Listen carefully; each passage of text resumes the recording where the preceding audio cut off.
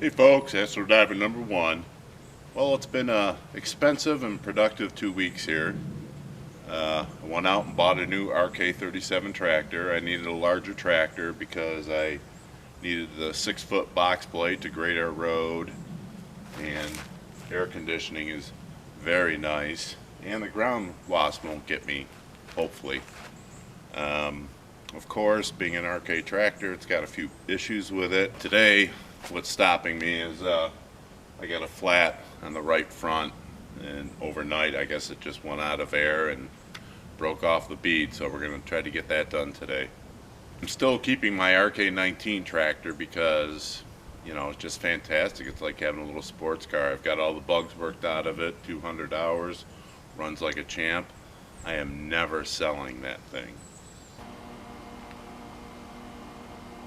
And I need to reiterate that the RK-19 tractor is for sale.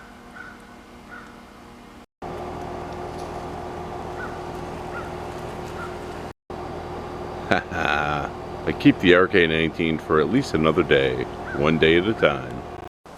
Alright, back to the tire. The old 408 just wasn't doing the trick anymore, and these are on pretty darn tight. So I had to make a new purchase. I picked up a 1/2-inch impact driver. Hopefully that'll be a lot easier. Alright, so these lugs are 22 millimeter, but we're going to go ahead and use a 7/8. Alright, first time using this, see how it works. Oh man. I could not break these free without hurting myself.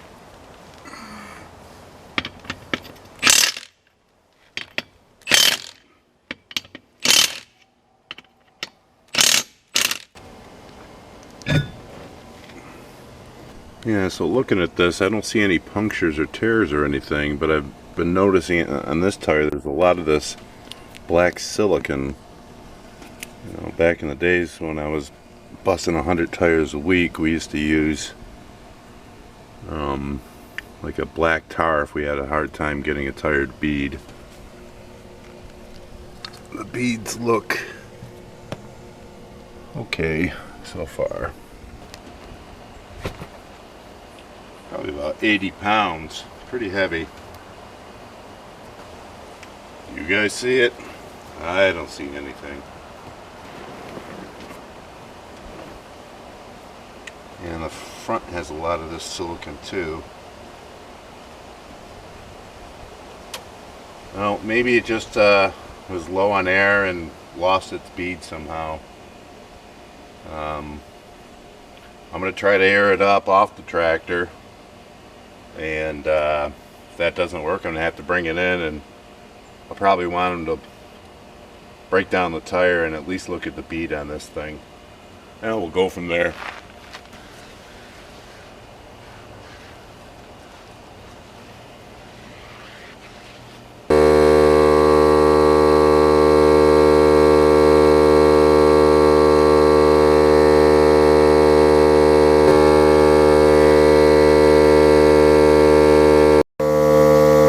Definitely not interested in beading in the back.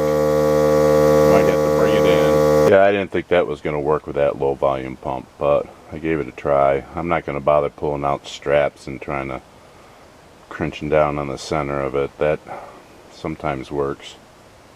But I'm just going to bring it into the tire shop and have them take it down, figure out what's going on with it so I don't have to mess with it anymore.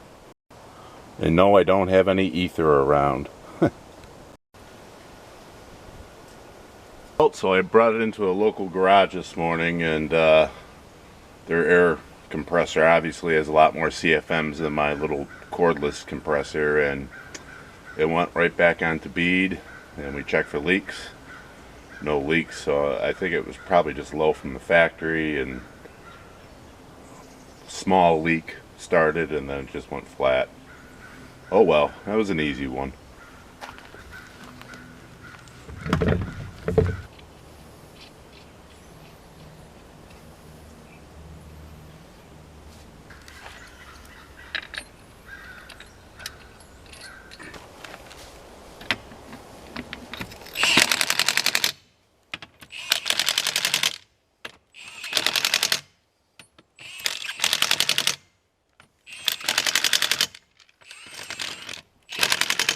One thing we all love about tractors, of course, is you don't need a jack. As long as the engine's running and the hydraulics work, it'll lift it for you.